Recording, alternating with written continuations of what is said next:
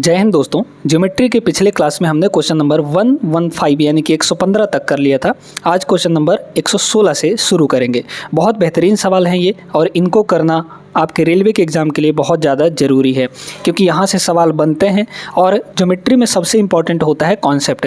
अगर कॉन्सेप्ट याद है और कॉन्सेप्ट लगाना आता है हर एक डायग्राम में, तो आप सवालों को ईजिली सॉल्व कर सकते हैं बिना किसी परेशानी के। तो आज वही कॉन्सेप्ट हम लोग यहाँ पे सीखने वाले हैं और बेहतरीन तरीके से सारे सवालों को उड़ाएंगे। बस वीडियो आपको पूरा शुरू से अंत तक देखते रहना है।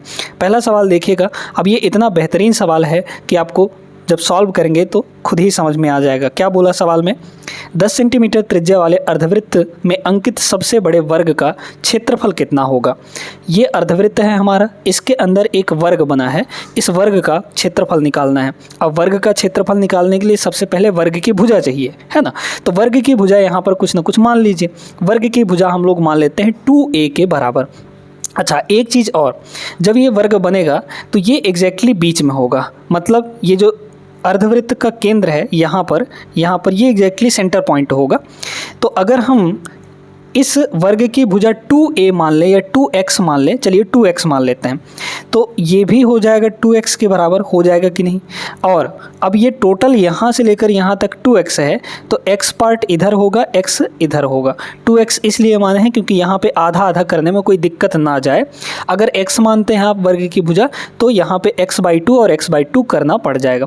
कैलकुलेशन में फिर दिक्कत आएगी, मतलब जल्दी नहीं हो पाएगा कैलकुलेशन, इसलिए ऐसा किया गया है। ठीक है, अब ये बताइए कि इसकी जो रेडियस दी गई है, त्रिज्या, वो कितनी है? 10 सेंटीमीटर। मतलब यहाँ से लेकर यहाँ तक टोटल 10 सेंटीमीटर है ना। अब अगर हम यहाँ पर ध्यान दीजिएगा इस चीज़ को, अगर यहाँ पर एक लाइन खींच दे इसके सेंटर से और यहाँ तक, तो क्या ये भी रेडियस नहीं होगा? बिल्कुल होगा रेडियस। तो अगर ये रेडियस होगा तो ये 10 सेंटीमीटर का होगा, है ना, क्योंकि केंद्र से परिधि पर खींची गई जो लंबाई है वही तो रेडियस होता है। मतलब ये आपकी त्रिज्या हो गई। अब यहाँ पर एक राइट एंगल ट्रायंगल बन रहा है, इसमें पाइथागोरस लगा लीजिए। तो x का स्क्वायर प्लस 2x का स्क्वायर कितना हो जाएगा? x स्क्वायर मतलब x स्क्वायर और 2x का होल स्क्वायर करेंगे तो 2 का स्क्वायर 4 हो जाएगा और x स्क्वायर हो जाएगा, इक्वल टू यहाँ पे हाइपोटेनस का स्क्वायर यानी कर्ण का स्क्वायर, तो कर्ण का स्क्वायर यानी 10 का स्क्वायर हो जाएगा 100 के बराबर। तो ये हो गया 5 का स्क्वायर, है ना, 5x का स्क्वायर और इक्वल टू यहाँ पर हो जाएगा आपका कितना?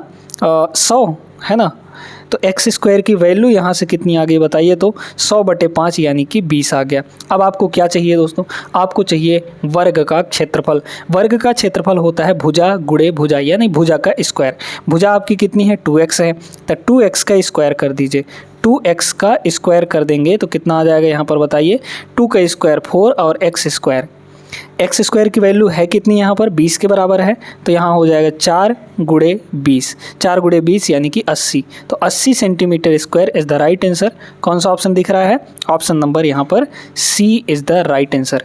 सभी को अच्छे से क्लियर हो गया होगा। बहुत शानदार प्रश्न था ये, 2021 में पूछा गया था NTPC CBT 1 में। समझ में आई बात? आगे चलते हैं अगले प्रश्न पर। वीडियो छोड़ के मत जाइएगा, लेकिन घाटे में पड़ेंगे अगर छोड़ के गए तो। अगला सवाल देखिएगा, बहुत ही प्यारा सा सवाल है। एक लड़का आयताकार मैदान की 2 आसन्न भुजाओं पर चलता है। आसन्न भुजाओं का मतलब होता है करस्पॉन्डिंग साइड्स, ठीक है, यानी कि पड़ोसी, एडजेसेंट साइड, ऐसा समझ लीजिए। यदि वह इसके विकर्ण के अनुदिश चलता है, यानी विकर्ण डायगोनल के थ्रू चलता है, तो वह बड़ी भुजा के 1/3 के बराबर दूरी बचा लेता है। बड़ी भुजा की छोटी भुजा से अनुपात कितनी होगी ये बता दीजिए। ठीक है, चलिए तो देखते हैं। यहाँ पर हम लोग यहाँ पर देखते हैं कि एक यहाँ पे रेक्टेंगल है। इस रेक्टेंगल में ये लंबाई L है और ये लंबाई B है ना। अब हम लोग यहाँ पे डायगोनल बना लेते हैं। तो डायगोनल बनाएंगे यहाँ से लेकर यहाँ तक, है ना। ये तो ये हो गया हमारा D, और D का फॉर्मूला इसके लिए क्या होता है? D = हो जाता है अंडर रूट, क्योंकि ये राइट एंगल ट्रायंगल बनेगा, है ना। तो L square plus B square हो जाएगा। क्लियर है ये बात? L square plus B square, length का स्क्वायर प्लस ब्रेड्थ का स्क्वायर, ये हो गया। अब सवाल क्या कह रहा है उसके अकॉर्डिंग चलते हैं। यहाँ पे कह रहा है कि वो 2 भुजाओं के आसन्न भुजाओं पर चलता है ना। L प्लस B, आसन्न भुजाओं का मतलब पड़ोसी, है ना। तो L और B मतलब यहाँ से मान लीजिए शुरू किया तो ऐसे जाएगा यहाँ तक और फिर यहाँ से यहाँ तक जाएगा। तो टोटल कितना दूरी चलेगा? L प्लस B यहाँ पर इतना दूरी चला। फिर कह रहा है यदि वह इसके विकर्ण के अनुदिश चलता है, मतलब यहाँ से यहाँ तक चलता है अगर, तो यहाँ से यहाँ तक कितना चलेगा, d डिस्टेंस चलेगा। तो यहाँ से यहाँ तक जब भी चलेगा तो यहाँ से कितनी दूरी बचा लेगा, 1/3 के बराबर, बड़ी भुजा की 1/3 के बराबर। बड़ी भुजा यहाँ पे कौन है, L है यहाँ पर, तो L का 1/3 बचा लेता है। तो बचाएगा कितना, मतलब यहाँ L + B चला, यहाँ D चला, तो इन दोनों का डिफरेंस आ जाएगा। डिफरेंस इक्वल टू क्या हो जाएगा, इसका 1/3, मतलब L का 1/3 यानी L/3 हो जाएगा। क्या यहाँ से और कुछ हम लोग कर सकते हैं, बिल्कुल कर सकते हैं, है ना।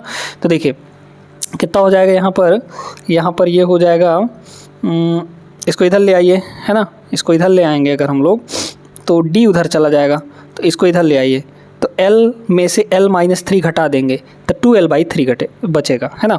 तो 2L/3 हो गया भाई, L में से L/3 घटा देंगे तो 2L/3 बचेगा, और प्लस का यहाँ पर हो गया B और इक्वल्स टू वहाँ पर हो जाएगा D, ठीक है। अब आप जानते हैं कि अगर इसको इधर ले आएंगे तो D² हो जाएगा, मतलब D² की वैल्यू जो है वो हो गई L² प्लस यहाँ पर B²। आप सीधे डायरेक्टली क्या करिए कि यहाँ पर D की वैल्यू इसको रख दीजिए, मतलब इसका स्क्वायर कर दीजिए। तो दोनों साइड यहाँ पर स्क्वायर हम लोग अगर करेंगे, ये भी स्क्वायर ये भी स्क्वायर, तो इसका अगर स्क्वायर करिए, देखिए 2/3 है ना, इसका स्क्वायर करेंगे तो ये हो जाएगा 4/3, A + B का होल स्क्वायर जैसे लग रहा है यहाँ पे, तो निकाल लीजिए स्क्वायर कितना हो जाएगा, 4 और 3 का स्क्वायर 9, और ये हो जाएगा L², तो ये हो गया A का स्क्वायर प्लस B का स्क्वायर, अब प्लस यहाँ पर 2AB, तो 2 मतलब 2 जा 4/3 AB यानी LB, है ना, ये हो गया इक्वल्स टू D² की वैल्यू है कितनी यहाँ पर, L² प्लस यहाँ पर B² है। क्लियर है ये बात। अच्छा, B² से B² दोनों साइड से कट जाएगा, ये वाला तो ख़त्म हो गया, है ना। अब एक काम करिए कि यहाँ पर भाई देखिए यहाँ पर कितना हो जाएगा, इसमें से इसको ले जाइए उधर, तो यहाँ पे क्या बचा, इस साइड 4/3 इंटू LB बचा, और इक्वल टू इसको ले जाएंगे उधर, तो L² में से 4/9 L² घटेगा, तो सिर्फ बचेगा हमारे पास 5/9 L²। ठीक है, ये समझ में आई बात। अच्छा, काट दीजिए, 3 से ये कटेगा कितनी बार में, 3 बार में, है ना, और एक L से एक L ये भी कट जाएगा, तो L और B यानी कि हाँ L और B का रेशियो चाहिए हमको, बस निकाल लीजिए यहाँ से, है ना।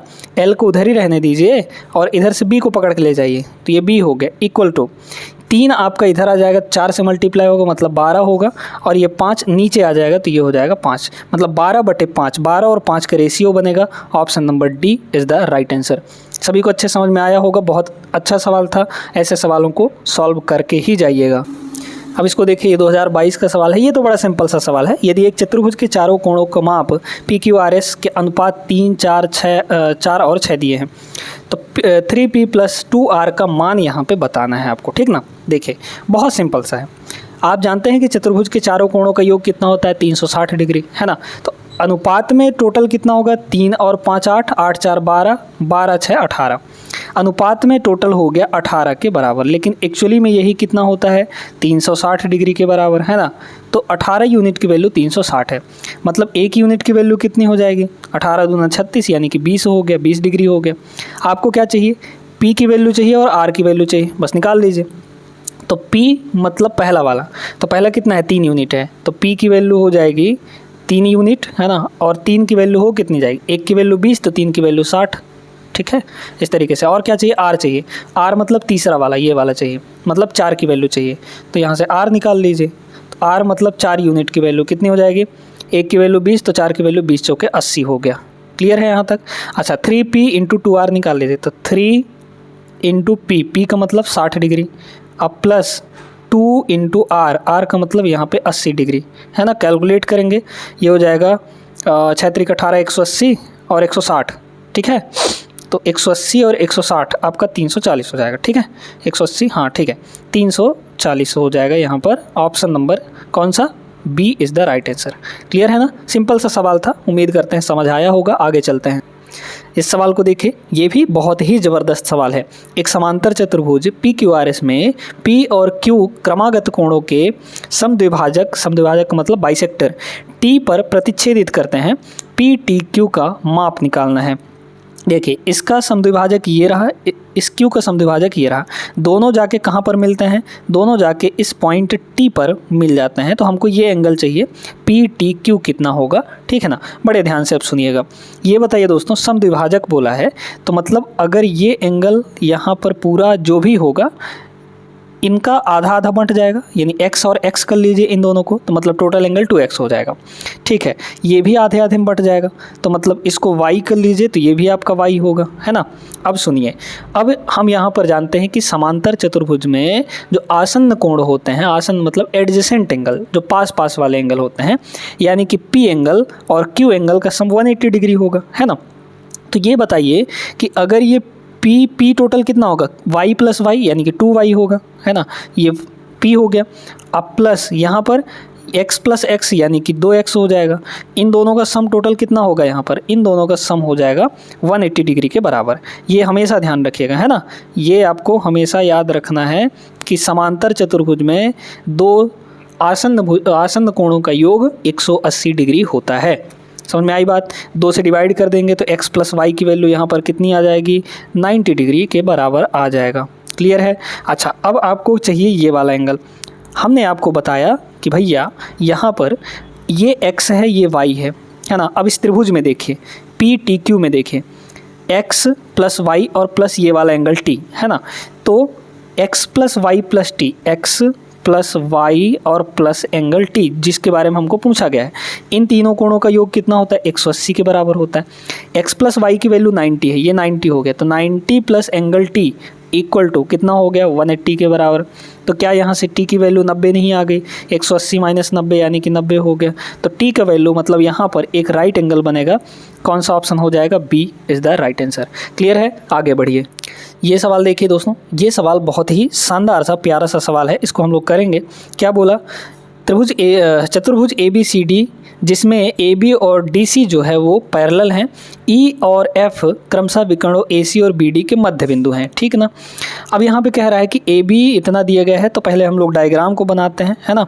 यहाँ पर डायग्राम हम लोग बना लेंगे।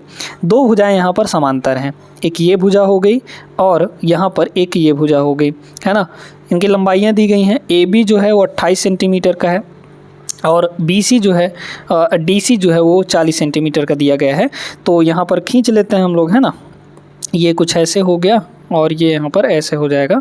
इसको थोड़ा और आगे बढ़ा देते हैं। चलिए अब देखिए, तो AB जो है 28 सेंटीमीटर है, तो यहाँ पर ये हो गया AB, है ना, AB, और ये हो जाएगा CD, है ना, ABCD। तो DC आपका 40 दिया गया है, तो ये टोटल हो गया 40 के बराबर, ये हो गया सीधे सीधे 28 के बराबर। अब बोला गया है कि यहाँ पर जो AD है वो 9 सेंटीमीटर दिया गया है, A से D तक ये 9 सेंटीमीटर दिया है, और BC जो है 15 सेंटीमीटर, ये आपका 15 सेंटीमीटर के बराबर दिया गया है। अब यहाँ पे दो विकर्ण खींचिए, तो दो विकर्ण हम लोग यहाँ पे खींच देते हैं, यहाँ से लेकर यहाँ और यहाँ से लेकर यहाँ। इन दोनों का मध्य बिंदु कहीं ना कहीं आएगा, कहीं ना कहीं कहाँ आएगा, B से D तक मध्य बिंदु यहाँ आया, ठीक है, और A से C तक का मध्य बिंदु यहाँ पर आएगा। इन दोनों को हम लोग क्या करेंगे, मिला देंगे, ठीक है, ये हो गया, मिल गया। अब इसी की तो हमको वैल्यू निकालनी है, क्या, E और F। इस पॉइंट को E है दिया गया है और इस पॉइंट को F माना गया है। EF की वैल्यू, EF कितनी लंबाई होगी ये आपको बताना है, ठीक है। तो ये वाला और ये वाला दोनों पैरेलल है। अब इसका डायरेक्ट तरीका हम लोग बताते हैं, बड़े ध्यान से सुनिएगा। इसका डायरेक्ट तरीका है, डायरेक्ट तरीका क्या है, जब भी आपको ऐसे सिचुएशन दे दे तो इसके लिए क्या करिए, ये जो मध्य बिंदुओं को मिलाने वाली रेखा है यानी EF, इसकी जो लंबाई होगी वो होगा समांतर जो भुजाएं हैं यानी जो पैरेलल लाइन है उनका डिफरेंस लीजिए, और क्योंकि एक ट्रेपेजियम बन रहा है ना, तो समांतर भुजाओं का अंतर लीजिए और डिवाइड बाई 2 कर दीजिए। समांतर भुजाओं का अंतर यानी कि 40 माइनस 28, ठीक है। तो 40 और 28 का हम लोग यहाँ पे डिफरेंस ले लेंगे और डिवाइड बाई यहाँ पर 2 कर देंगे। 2 कंपलसरी है डिवाइड में, डायरेक्ट आंसर आ जाएगा 40 माइनस 28 यानी 12, 12/2 मतलब कि 6 सेंटीमीटर। तो 6 सेंटीमीटर इस सवाल का करेक्ट जवाब होगा, ऑप्शन नंबर डी। आगे चलिए अगले प्रश्न पे। देखिए ये सवाल, किसी चतुर्भुज ABCD में A 86 डिग्री है और B 72 डिग्री है, C और D के समद्विभाजक O पर मिलते हैं, तो DOC का माप ज्ञात करना है, ठीक है। बहुत सुंदर सा, बहुत प्यारा सा प्रश्न है आपके सामने। क्या बोला गया है कि एक चतुर्भुज है यहाँ पर तो अब ये बताइए कि सभी जो, पहले तो हम यहाँ पे डायग्राम बना लेते हैं, है ना, रैंडमली कोई भी एक चतुर्भुज बना लेते हैं। चलिए देखिएगा, है ना, ये हो गया, ये हो गया और ये हो गया आपका, ठीक है, ये एक चतुर्भुज है। अब इसमें अब ये पैरेललोग्राम मत समझ लीजिएगा कि समांतर चतुर्भुज है, वैसा दिख भी नहीं रहा है ये, है ना। तो देखिए ए बी सी डी है, तो ये हो गया ए, है ना, ये हो गया बी, ठीक है, इसको बी मान लीजिए, ठीक ना, या फिर चलिए किसी को भी मान लेते हैं, ये हो गया बी और ये हो गया सी और ये हो गया डी अपना, ठीक है। ये एंगल 86 डिग्री दिया है ना, ये एंगल 72 डिग्री दिया है, 72 डिग्री दिया है। सी और डी के समद्विभाजक ओ पर मिलते हैं, समद्विभाजक बनाइए इनका, ये बराबर एंगल काटने वाला और इसका भी बराबर एंगल काटने वाला, ये हो गया मान लीजिए, ठीक ना। तो ये डी पर ओ पर मिलते हैं, ओ पर यानी यहाँ पर, तो ये आपका ओ हो गया। अब डी ओ सी का माप निकालना है, डी ओ सी यानी ये वाला एंगल, ठीक है। अब सुनते जाइएगा, यहाँ पर ये क्या होगा, x अगर होगा तो ये भी आपका x होगा। बहुत सिंपल सा सवाल है ना, बहुत कुछ नहीं है इसमें, बस डायग्राम है। ये y है तो ये भी y होगा, क्योंकि समद्विभाजक है, समद्विभाजक का मतलब दो बराबर इक्वल एंगल में बांट देना। अब चतुर्भुज के चारों कोणों का योग 180 होता है, तो जोड़िए 86 + 72, 86 और 72 6 2 8 8 7 15, है ना, तो यानी कि 158 हो गया। अब प्लस ये वाला सी एंगल कितना हो गया, x + x हो गया यानी 2x हो जाएगा। अब प्लस यहाँ पे y + y यानी कि 2y हो जाएगा, इक्वल टू सभी मिलाकर कितने हो गए, 360 डिग्री के बराबर हो गए, ठीक ना। काटिए, अब यहाँ देखिए, दो तो कॉमन आ जाएगा। अच्छा, दो से हर जगह काट दीजिए, पहले दो से इसको काटेंगे कितना हो जाएगा, ये हो जाएगा 2 × 7 = 14, 1 बचा 2 × 9 = 18, प्लस यहाँ 2 से काटेंगे x, यहाँ 2 से काटेंगे y और यहाँ 2 से काटेंगे 180 हो जाएगा, है ना। तो अब 180 में 79 घटाइए, तो 80 में 79 घटाएंगे 1 आएगा, तो x + y की जो वैल्यू है वो कितनी आ गई, 180 - 79 करेंगे 101 आ जाएगा, ठीक है, 101 आ गया। तो x + y यानी ये एंगल प्लस ये एंगल, इन दोनों का सम कितना आया है, 101 डिग्री आया है, ठीक है। अब आपको चाहिए क्या, ये वाला एंगल चाहिए ना, तो ये वाला एंगल कितना हो जाएगा, 180, क्योंकि टोटल इस त्रिभुज के अंदर 180 होगा। तो 180 में से अगर हम x और y का सम घटा दें तो ये वाला एंगल मिल जाएगा हमको, मतलब 101 इसमें से घटा दीजिए। 101 जैसे ही घटाएंगे ये आपको मिल जाएगा यहाँ पर 79 डिग्री के बराबर, मतलब एंगल जो करेक्ट आंसर होगा वो बी होगा, ऑप्शन नंबर बी, 79 डिग्री। आइए देखिएगा इस सवाल को, यदि ए बी सी डी एक समचतुर्भुज है, समचतुर्भुज पहले तो समझ लीजिए क्या होता है। समचतुर्भुज एक पैरेललोग्राम ही होता है, लेकिन उसके चारों भुजाएं बराबर होते हैं, ठीक है। एंगल चारों बराबर नहीं होंगे, लेकिन चारों भुजाएं यहाँ पर बराबर होंगी। तो ए बी सी डी ये हम लोग यहाँ पर मान लेते हैं, ए और ये हो गया बी और ये हो गया सी और ये हो जाएगा यहाँ पर डी। अच्छा, जिसमें ए सी बी 40 डिग्री के बराबर है, तो ए सी बी है ना, ए सी बी ये आपका 40 डिग्री होगा, तो यहाँ पर ये 40 डिग्री है, ठीक है। फिर ए डी बी निकालना है हमको, ए डी बी मतलब ये एंगल हमको चाहिए, ठीक है। अब सुनिएगा ध्यान से, अब तो ये बहुत आसान सा बन गया। समचतुर्भुज में होता क्या है, एक और चीज़ बताते हैं। समचतुर्भुज में जो ये डायगोनल होते हैं ना, ये हर एक एंगल का एंगल बाइसेक्टर होता है, मतलब एंगल को बराबर भाग में बांट देता है। मतलब ये जो डायगोनल AC है, इसको दो बराबर भाग में बांटा होगा तो ये 40 और इधर भी 40 हो जाएगा, क्योंकि बराबर भाग में बटा हुआ है, तो ये दोनों 40-40 हो गए। अच्छा, इसको अगर x मानेंगे तो इधर वाला एंगल कितना होगा, ये भी x हो जाएगा, क्योंकि दो बराबर भागों में बटा हुआ है। क्लियर है ये बात। अच्छा, अब ये बताइए कि ये तो है पैरेलल ही ना, है तो पैरेललोग्राम ही।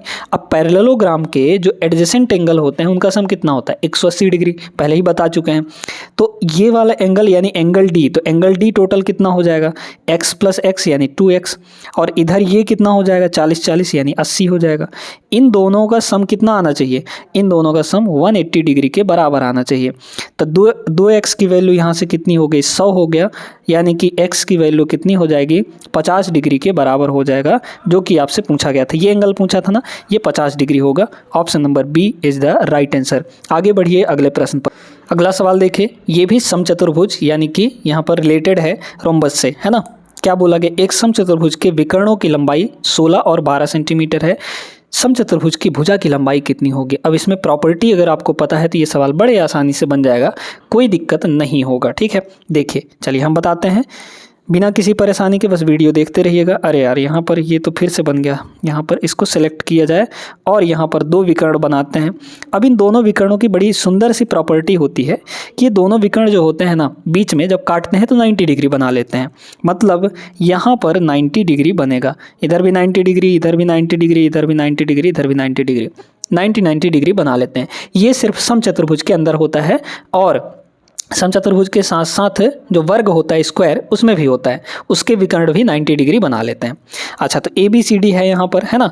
तो विकर्णों की जो लंबाई दी गई है वो 16 दिया गया है ना। तो ये हो गया A, B और C और यहाँ पर D हो जाएगा, ठीक है। अच्छा, पहले विकर्ण की लंबाई जो दी गई है वो 16 सेंटीमीटर दिया गया है। मतलब यहाँ से लेकर यहाँ तक अगर टोटल 16 है, हाँ, इसके विकर्ण जो है वो एक दूसरे को आधे आधे पे काट देते हैं। मतलब B से लेकर यहाँ तक, इस पॉइंट को O मान लीजिए, तो B से O तक और O से D तक ये दोनों बराबर होंगे। तो अगर टोटल B से D तक 16 सेंटीमीटर है तो इधर कितना हो जाएगा, 8 सेंटीमीटर इधर हो गया, 8 सेंटीमीटर इधर हो जाएगा। क्लियर है। अब सुनिए, दूसरे विकर्ण की लंबाई टोटल यहाँ पर 12 सेंटीमीटर है तो 6 इधर हो जाएगा, 6 इधर हो जाएगा, क्योंकि आधे आधे पे बांटते हैं। भुजा की लंबाई चाहिए ना, कोई दिक्कत नहीं है। ये राइट एंगल ट्रायंगल बन गया। चारों राइट एंगल ट्रायंगल में से कोई सा भी लगा सकते हैं। राइट एंगल ट्रायंगल बन गया। ये लंब है, ये आधार है, ये कर्ण है। निकाल लीजिए हाइपोटेनस। हाइपोटेनस मतलब AD का स्क्वायर, ये हो जाएगा बाकी दो के स्क्वायर के बराबर, यानी कि 6 का स्क्वायर प्लस 8 का स्क्वायर।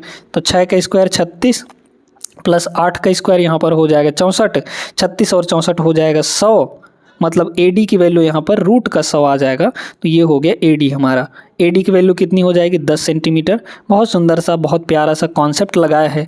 तो वीडियो को इसी बात पे लाइक करिए और आगे बढ़ते हैं। ऑप्शन बी इसका करेक्ट जवाब होगा, ठीक है ना। आगे बढ़िए अगले सवाल पर। आइए इस सवाल को देखते हैं। समलंब चतुर्भुज दे दिया। समलंब का मतलब ट्रेपेजियम होता है, जिसमें BC और AD पैरेलल हैं। दो साइड आपके पैरेलल हैं। ये हो गया BC और ये हो गया आपका AD, ठीक है। ये दोनों यहाँ पर पैरेलल हैं। तो ये हो जाएगा BC, है ना, BC। तो A यहाँ रखना पड़ेगा। तो A, ये हो जाएगा B और ये हो जाएगा C और ये हो जाएगा D। इन दोनों को भी मिला लेते हैं हम लोग, है ना। यहाँ से यहाँ ये मिल जाओ भाई, तुम भी यहाँ से यहाँ तक मिल जाओ, ठीक ना। बन गया। अब सुनिएगा, अब यहाँ पर क्या है, बोला गया कि AD और BC पैरेलल है। AC बराबर CD दिया है। तो A से C तक और CD, है ना। एक सेकंड, ये कुछ गड़बड़ कर रहा है। A से C तक कैसे बराबर हो जाएगा और ये कैसे बराबर होगा, नहीं होगा ना। तो AC और CD बराबर हो ही नहीं सकते। फिर भी बोला है तो चलिए देखते हैं, करके देखते हैं, है ना। तो AC पहले खींच लेते हैं हम लोग। यहाँ से A से C तक ये खींच लिए। तो AC और CD बराबर हो गया, मतलब ये वाला AC और CD यानी ये वाला। अब कह रहा है ABC जो है वो 98 डिग्री का है। ABC 98 डिग्री का है, मतलब ये आपका 98 डिग्री के बराबर है। अच्छा, BAC 32 डिग्री है। BAC यानी ये एंगल 32 डिग्री के बराबर है ना, 32 डिग्री के बराबर है। तो BCD का माप कितना होगा, BCD मतलब ये टोटल एंगल हमको चाहिए, ठीक है ना। अब ध्यान से सुनिएगा इस चीज़ को बहुत गौर से, है ना, बहुत गौर से। तो अब यहाँ पर ये बताइए कि ये 90 डिग्री है, सॉरी 98 है ना, 98 प्लस 32 और ये वाला एंगल कितना हो जाएगा बताइए। 90 और 32 मिलाकर 8 2 10 9 3 12 130 हो जाएगा। ये दोनों मिलाकर 130 है। तो ये वाला एंगल कितना होगा, 50 नहीं होगा, क्योंकि तीनों इंटरनल एंगल का सम 180 होता है। डायरेक्टली 50 करिए। ये 50 है, तो अब ये अगर 50 है आपका, तो इसके हिसाब से हम लोग यहाँ पर ये अगर 50 है तो ये वाला भी 50 होगा। क्यों, अल्टरनेट एंगल, क्योंकि ये वाला साइड और ये वाला साइड क्या है, दोनों पैरेलल हैं, है ना, पैरेलल साइड्स हैं, ठीक है। क्लियर है ये बात। तो पैरेलल साइड में ये वाला और ये वाला इक्वल हो जाएगा, यानी इंटरनल अल्टरनेट एंगल बनेगा। क्लियर है यहाँ तक। अब यहाँ पर हम आपको एक और प्रॉपर्टी बताते हैं त्रिभुज की। त्रिभुज के बराबर कोणों के सामने वाली भुजाएं बराबर होती हैं, या फिर उल्टा भी कह सकते हैं कि बराबर भुजाओं के सामने वाले कोण बराबर होते हैं। अब एक बात बताइए दोस्तों कि ये वाला AC और ये वाला CD दोनों बराबर हैं, वैसे दिख नहीं रहा है बट बराबर हैं, ठीक है, अकॉर्डिंग टू क्वेश्चन बराबर है। तो इसके सामने ये वाला एंगल और इसके सामने ये वाला एंगल दोनों बराबर होने चाहिए। तो इसके सामने वाला ये एंगल यानी 50 डिग्री है, तो इसके सामने ये वाला एंगल भी कितना होगा, 50 डिग्री हो जाएगा कि नहीं। अब ये 50 ये 50, 50 और 50 कितने हो गए, 100 हो गए। 100 हो गए मतलब ये वाला जो एंगल है इधर वाला, सिर्फ इतना एंगल है ना, ये कितना होगा, तो ये आपका 100 डिग्री नहीं हो जाएगा, ये आपका 80 डिग्री है ना, क्योंकि तीनों मिलाकर 80 180 होना चाहिए। तो ये 50 यानी कि ये 80 होगा, 50 50 100 80 180 हो गया। अब आपको टोटल एंगल क्या चाहिए, ACD चाहिए, ACD। अच्छा 80 मिल तो गया, ACD ही चाहिए, तो 80 डिग्री मिल गया, यही वाला आंसर हो जाएगा। मतलब ऑप्शन नंबर C यहाँ पर बहुत सुंदर सा प्रश्न था, ये करेक्ट हो जाएगा ऑप्शन नंबर C। हमने सिर्फ डायग्राम से ही सारा चीज़ किया है, कुछ सॉल्व वगैरह इसमें नहीं करना पड़ा। प्रॉपर्टी जानते हैं तो आराम से कर सकते हैं।